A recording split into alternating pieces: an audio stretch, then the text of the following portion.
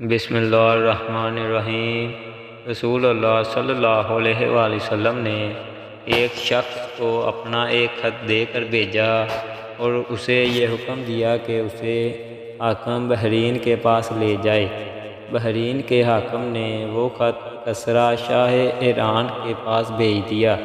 جس وقت اس نے وہ خط پڑھا تو چاہ کر ڈالا۔ راوی کہتے ہیں اور میرا خیال ہے کہ ابن مسیب نے اس کے بعد مجھ سے کہا کہ اس واقعہ کو سن کر رسول اللہ صلی اللہ علیہ وآلہ وسلم نے اہل ایران کے لیے بد دعا کی کہ وہ بھی چاک شدہ خط کی طرح ٹکڑے ٹکڑے ہو جائیں۔